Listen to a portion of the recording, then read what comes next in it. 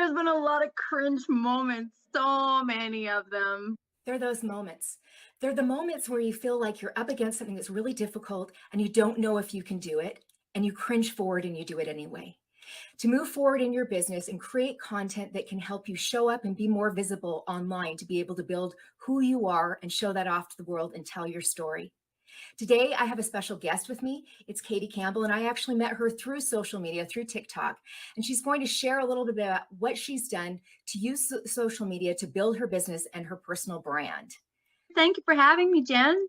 Of course, you were one of the very first people that started following me whenever I joined TikTok. And I love that you're a mom as well, and you're balancing that with what you do for work. I'm a musician and I've just released my first album last September. I've since released 3 plus a few different singles. I have another album coming out, 2 more singles coming out, several music videos that I've done.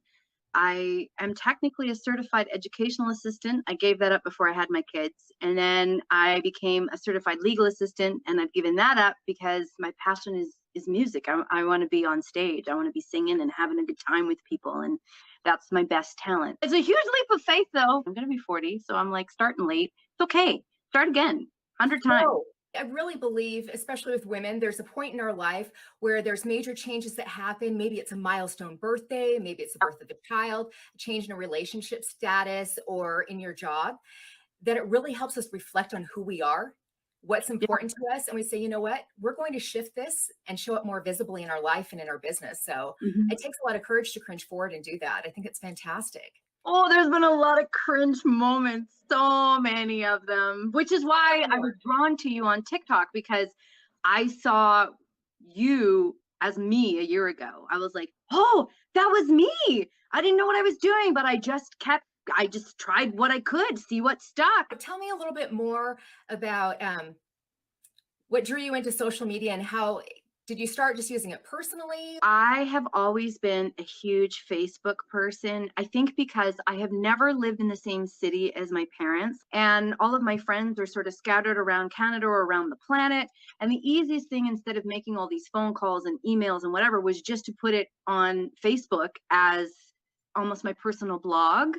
I went on TikTok, and it's taken me a year, but I'm almost at 10,000 followers, and I keep going, and I keep meeting people like you and other people that want to collaborate on different things. And it's been super fun getting to know all sorts of different people from all over the world. That's Right. the most fun. That's the thing I love. You live in Canada and I'm in the United States. We're really far away from each other geographically, but social media is a great opportunity to be able to connect and share who you are with the world, No, that's and give them a little flavor of your personality. Did you do live video at all, or video content, before you started using TikTok?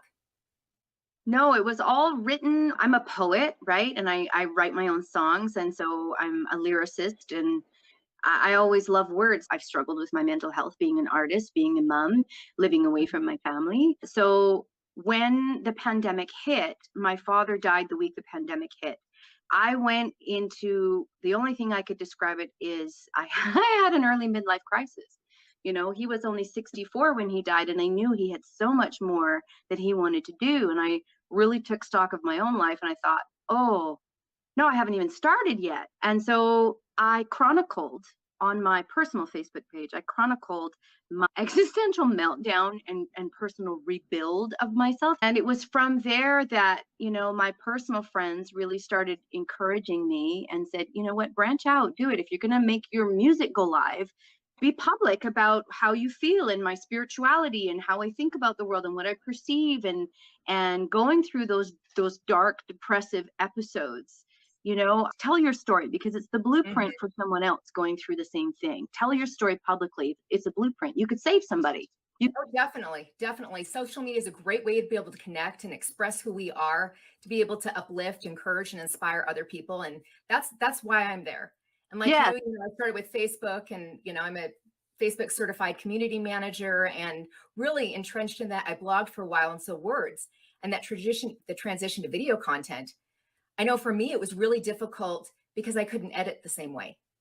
I couldn't make my words perfect or have it flow a certain way. I couldn't spell check myself.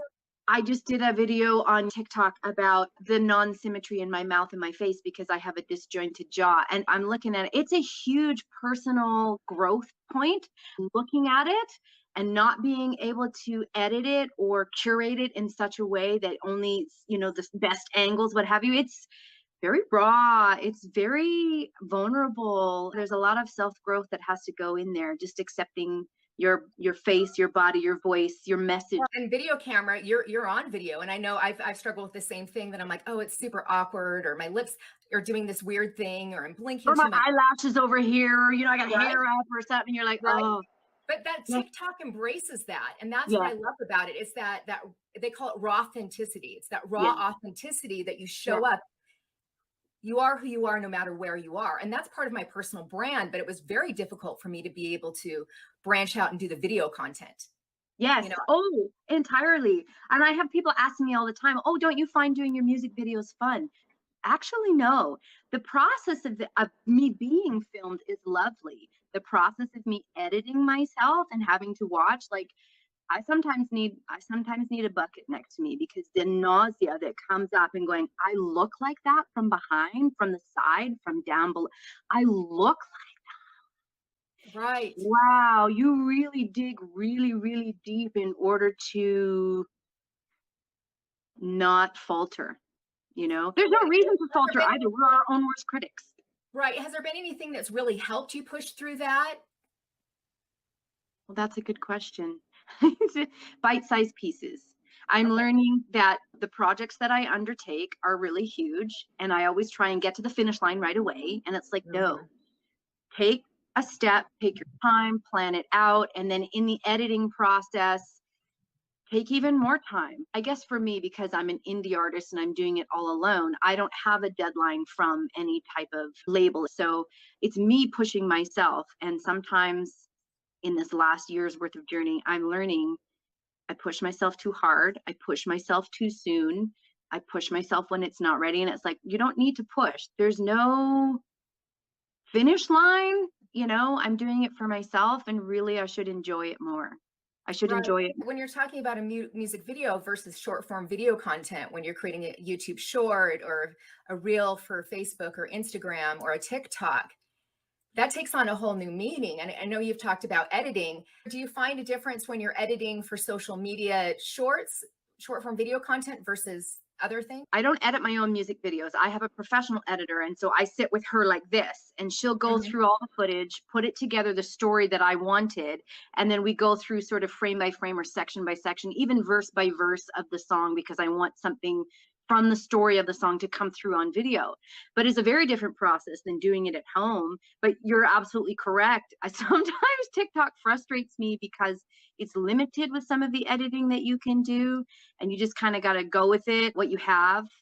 And it's the same thing. Why am I spending 45 minutes on a 15-second video? That's You're gonna like, you don't even know if anyone's going to watch it. And it's don't like the know one when that it's you gonna put watch like, it. Social media can be a time suck in more ways than one. You can go down that rabbit hole, but then you can also invest way too much time in. I've done it, and you've done it. I've invested so much time in editing a video thinking this is hilarious, people are gonna love it, and it bombs. And you're like, that was funny, and it took me 2 hours. I don't get it. And then, so the one that made me go viral and get most of my followers was my gunpowder video. I made a video about my son making reactive fuel with like stuff we had around the house, not knowing it was gunpowder because I never took chemistry. My husband is an engineer. So my son knew he needed to wait before he lit it on fire because he needed the appropriate parent. I'm not the appropriate parent. you're like, no, blow us No. up. So my son waited, and then it was this huge TikTok.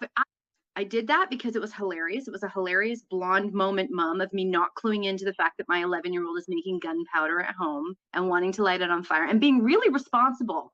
My 11-year-old was way more responsible than I was. So I put the video out, the gunpowder video, and then we went and watched a family movie. And it was the next morning that I woke up and it had 500,000 views. And I went, that was flippant. There was nothing. That was just my regular life that I was just living. I had no intentions of that doing anything, going anywhere. And it got me over 5,000 followers and 500,000 views. And it's still to this day brings me in followers. I think you bring up a great point about sharing your personal story and who you are, and how does that relate to what you're doing with your music? What I found when I was first on TikTok, because I had this weird idea in my mind that I was just going to be the serious musician. I have since realized in my journey that that's not what people want. People want variety, they want authenticity, they want realness, rawness, they want to see how you navigate the challenges in your life, in your parenting, in your relationships, and they want to know. And so I have found a lot of success that way in just talking about my own personal belief systems and how I navigate life because living in some really tricky times right now. How do your kids feel about you being active on social media? My kids are 11 and just about 13. So my daughter is going into high school next year. And I have thought about this. I'm not actually sure. My son doesn't really care. He's not there yet. But my daughter is going to be entering that realm. She has her own little Instagram that I monitor. I've not allowed them to be on TikTok yet because in my personal opinion, I think that you should probably be 15 or 16 before you're using TikTok. There's just a lot of content on there that is not for my daughter, who is only You 13. can't control the algorithm in the same way either with like choosing who you follow when it comes to the For You page as well.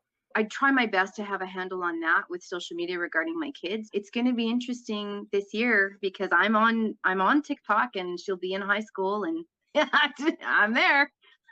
Right? I know that was something that one of my boys has struggled with. Like, oh my gosh, you're the cringy mom. I don't want my friends to know what you're doing or to follow you. And I live in a small town. Like, there's less Mhm. than 4,000 year-round residents here. I Yes. love social media because you can connect with people all over the world, and I can impact millions of people, and I do that. But it's a small town, dude. So they know the cringy mom, Jen Campbell. And I had the same thing with my Boots video. It's a single called Boots, and it was very, very sexy. And I wrote it myself. So me becoming a musician was being able to try on all these creative hats and live all these different lives that I wouldn't normally live. I wrote all the lyrics to it myself, and it's about a career woman who decides she's gotten her paycheck, she's going to get herself a sexy pair of boots, and then she's going to go hook up with a rendezvous with a man at a hotel. And I wrote the whole story, and then I decided I was going to do a music video about it. And I thought, people are going to see me in the grocery store. Oh, wow. And then you go on this weird internal thing where you feel like you have to explain yourself. And I'm like, I don't need on really sexy stiletto boots and march myself to a hotel and dance around half naked. I will.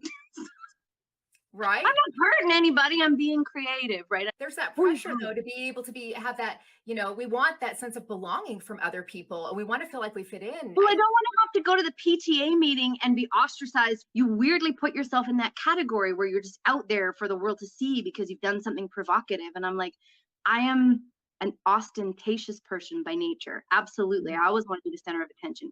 I didn't know how to navigate all of that. It was scary. It was personally terrifying. I did not know what I was going to do. What kind of response did you get from people? Not too much. The people that knew that I was nervous about it loved it immediately. Strangers that maybe or acquaintances that I know have not said anything to me. So I'm assuming, but everybody has said it's fun to dance to. I just had fun. That was it. I chalked it up to just wanting to do something fun, and I did something fun. And I think a lot of times when we show up on social media, we want to be the best version of who we are.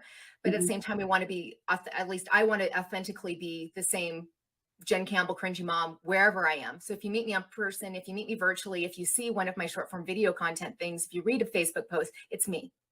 Oh, yes. There's nothing hidden. I've put everything out there for sure.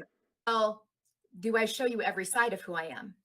Or am I a little bit playful? Do I want the church people to be able to know that I read, hundreds of romance novels a year? Are they going to look at me? There's not a lot of gray area where it's like, I'm allowed to be a mom and go to the PTA and also rock a sexy dress and go out for dinner with my husband. I'm allowed to do both of those things at the same time. There's nothing wrong with that. I'm just trying to focus on the joy that it brings to me. Revenue would be great. But joy, just being a dork, making a dork of yourself on social media. Gen Z, the people that were born 1995 to 2007, the number one thing that they value is authenticity, especially on social media. It's pushing past that people are so tired of seeing perfection. The airbrush, this is the quality of my life, that my children are all lined up and I do everything just right. And everything is ticky-boo, and really it's not. That authenticity has really made me examine myself too, and examine every time that I redo a video or I second guess myself or what have you. And I'm like, no, it's okay. I have supporters out there. I think it's given me more permission to just do less curating. It's okay Yes. that I have a hair out of place. It's okay that I choked on my words. It's okay that it didn't sound quite right. It's okay that I have a mess in the background. It's okay that X, Y, and Z didn't show up the way that I wanted it to. The challenge for me is showing up with my imperfections on video content. Because in real life, I'll let it all hang out. I'm an extrovert like you. I'll talk to random strangers in the grocery store line. Yep. I'll get them to like divulge all their secrets when they don't even know my last name or even my first. It's part of who I am. I think the biggest struggle for me is like I'm a personal brand strategist. I help people tell their personal brand story through social media and through, the color design, font, graphics, everything that they do visually. How do I do that and still come across professionally? Because I was really scared for a long time. I was afraid that people would think I didn't know what I was doing. Oh, That sure. they would think that I didn't have the expertise or the receipts to be able to back up what it is that I do, until I realized those are not my customers. Those are not my Mm, perfect people or ideal clients, because the people who want to work with Jen Campbell and they love the Cringey Mom. yeah. They Oh, love. and I've learned that too. I'm watching all of these really young musicians who are in their teens or early 20s. And, you get in that headset. I'm like, whoa, whoa, whoa, whoa, whoa. That's not my target demographic. They can be half naked and shake their bums and do the poppy thing and whatever and get it doesn't matter. That's not my target demographic. I'm being me. And the people who I am for are going to find me. They're going to find me. I don't need to worry about that. I don't have to, crank that out all the time. I Mhm. just need to know that it's okay. They'll find me. They'll find me when the time is right. I think So there's a little bit of how do you truth in it blend? too. I think that's a great point too. How do you blend your personal life and your story into your music and what you're sharing to be able to make you money? I'll let you know when that happens. At this point, I'm still building. I'm still building, and I'm just having a really good time. I was thrilled to be asked to do this, and I'm right now.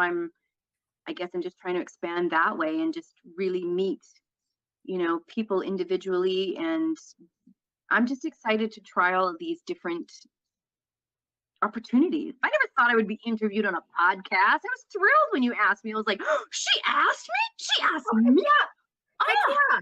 like wow. I was absolutely thrilled. Absolutely thrilled. And I think that's just what it's all about. Not necessarily about the money, although the money would be nice. I like this. I like learning through other people and I like knowing your story and I like watching you grow and helping you grow and communicating that way and just building a connection. I think that's fun. Being able to pay your bills is good too. Yeah. And that's the thing, is like an entrepreneur too.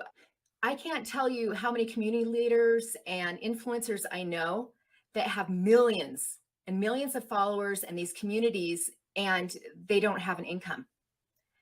Interesting. It breaks my heart because I'm an entrepreneur and I'm like, oh my gosh, you have $1.5 million. If everyone just gave you $1, you'd be a millionaire, Yeah. or if you had something to be able to sell or to be able to monetize. A lot of creative people I know, they think that they have to give everything away for free. Right. It's different as a musician, but I think it's possible to have both. Yeah. I was adding my own music to a lot of my videos, and that was doing really, really well. But it hasn't yet translated into people actually going to Spotify and adding me. And so that's where I'm next. I've started getting followers on TikTok just by being myself because I can be a bit dorky. I've written a song called Beautifully Ridiculous because I am absolutely beautiful and ridiculous. I call myself the Canadian Bridget Jones because I'm just always just a little scattered, a little funny. I do quirky things. I've used this last 6 months to really watch what some of the other content creators are doing in order to bridge that gap between, Mhm. TikTok followers and listeners on Spotify or the other platforms that are there. And so I've got some ideas up my sleeve that I'm going to try. Takes a bit of courage, right? You kind of watch for a bit and see what's working for you and use what's working for you and then try other elements here and there and see if they go. I think that's a great point. And I've done that with watching other creators and what it is that they're kind of content they're producing. What's helped you the most? Giving myself permission to have conversations with people on TikTok. For a long time, I really wanted to be this professional musician, and I realized that I wasn't connecting with anybody because nobody Mhm. wants to sit there and just be talked at. They want to interact on social media. And so once I started actually joining in different conversations, doing the stitch feature, doing the duet feature, or adding in a few things that people could comment on, or asking for people to comment on and interact with me, then I started actually making some real connections with, a couple dozen followers that routinely comment or like my content. It's a double-edged sword though, because as you know, when you're trying to do this from an entrepreneurial standpoint, no matter what your business is, you can't get political. You can't, like, you have to really sort of be very strategic as to what conversation you're going to enter and what you're not. And those have to stick with your convictions, and also understand that not everybody's going to like what you put down. Not everybody's No. going to like what you put down. And even some of your main core followers might not like what the content that you put out. However, I try and go out of my way to make content that is thought provoking and that we can have a conversation on. And I myself try and hold a space on my pages to have that open discussion, open discussion about whatever political topic is on the table, but that I won't offend anybody, because I don't need to offend anybody. I'm here to sell music. I'm here to make music and have a good time. Right. I talk to my clients a lot about that, about your personal brand story and being true to your personal brand. I own my words and who I am and what I put up there. You think about it, not after the fact. Yeah. Nope. Yeah. And I'm very conscientious and aware that, and if I'm like, should I post this? I wait. It does not hurt you to wait an extra 30 minutes or half a day or a couple of hours to put your opinion out of whatever it is. Or even sleep on it. Put it in your drafts and sleep on it and see what it's like in the light of day, in the light of the morning, and go, yeah, that's not really how I wanted to come across. So I'm just going to take that down. I don't believe that people intend to offend. No. And I look for the good in other people and say, okay, I'm going to give them the benefit of the doubt that they didn't mean to be a total jerk about this. Sometimes they do. Sometimes. Scroll on. You do not have to engage with every person who offends you or that does not share what you want. And if it's not rude or inappropriate, I just leave it alone. I'm not even going to give it any attention, because there's no point. You never know what you're going to get. You never know. And I think, but that's such a good point, Jen, because when you're slogging away making content and you're not getting the numbers that you think you should, it's like, have to remember who the demographic is that's using that particular platform, because they're not all the same. They are not created equal. Your audience is going to be on a different platform, and you might have to do a whole lot of research, trial and error, time and energy to figure it out. And no one can tell you differently. No, you have to do it sort of the long way around. Right. If we're showing up with that passion for what it is that we're doing, it's going to shine through. If you had one piece of advice to give to someone that's really anxious or nervous about creating video content on social media, what would you tell them? Do it anyway. Spend less time thinking about it. Spend less time editing. Try and make a rule of thumb. If you only spent, 10 minutes coming up with the idea, scripting it, filming it, that's all you're going to give yourself to edit it. You're wasting way too much time trying to curate it and make it perfect. It's okay that it's not perfect. If there's a pile of laundry behind you, there's a pile of laundry behind you. It's okay. Fine. Right. And people aren't going to notice that. Or if they do, it makes you more relatable. Yep, absolutely. And I've had the most success with things that are relatable to people. So how can people find you and connect with you on social media? You're mostly going to find me on TikTok, Katie Campbell _1983. I'm there every day. I'm occasionally on Instagram, and I do have a Facebook page that's for my music. So thank you. I really appreciate you. Thank you so much. I'm so glad to be here.